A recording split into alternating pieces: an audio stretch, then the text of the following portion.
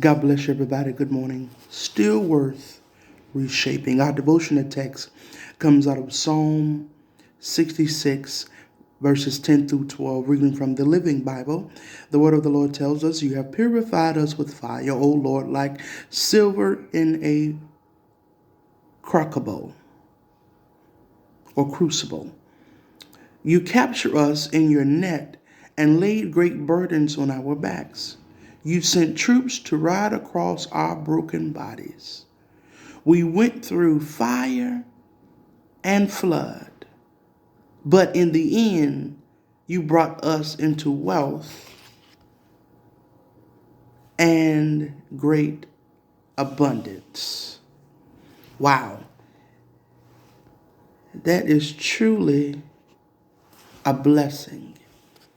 Now, the King James Version says, "For thou, O God, hast proved us, thou hast tried us as silver is tried. Thou broughtest us into the net, thou laidest affliction upon our loins. Thou hast caused men to ride over our heads. We went through fire and through water, but thou broughtest us out into a wealthy place." And I want to encourage somebody on this morning that you are worth reshaping. Just how we were worth saving, we are worth reshaping.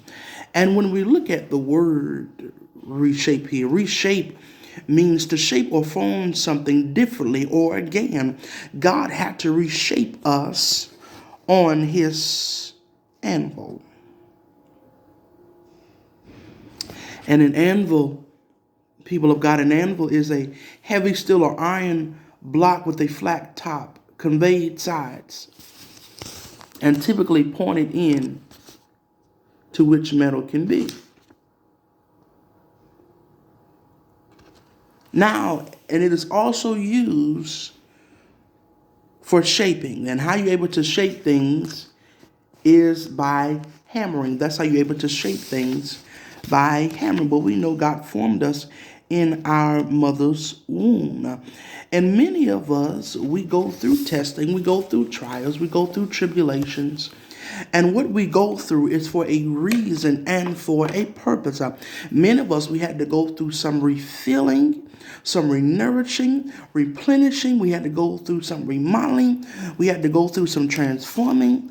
But at the end of the day, people of God, we have to allow God to do what needs to be done in this season. It makes a difference in the body of Christ when we allow God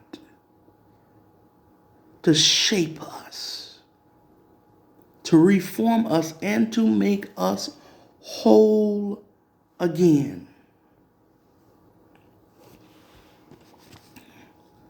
The song says, "You thought I was worth saving. You thought, so you came and changed my life. You thought I was to die for. So you sacrificed your life so I can be free, so I can be whole, so I can tell everyone I know." But the thing is, saints of the Most High God, God knows our life from beginning to end.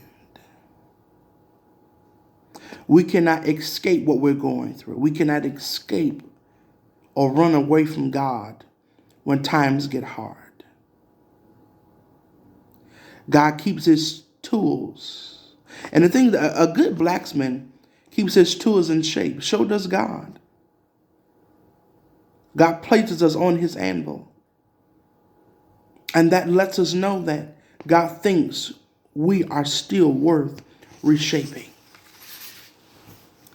And how many of us, when we're building something, if there was something that needs to be reshaped, we got to make sure that we have our tools to reshape it or to rebuild it. Many things in your life are going to have to be rebuilt again. But the main point in that is that we cannot destroy what God rebuilt. We cannot rebuild things that was meant to be destroyed and not to be built again. But what we have to do is let God build what he wants to build. We got to let God know what we are in need of and let God do it. We have to let God be God in this season. If you know that you are worth saving and worth reshaping, let God remold you. Let God mold you and shape you and form you again. And let God fix some things. We know how with the shape, if there's something crooked with the shape has to be reshaped, which means it has to be adjusted. So let God make the adjustments in your life.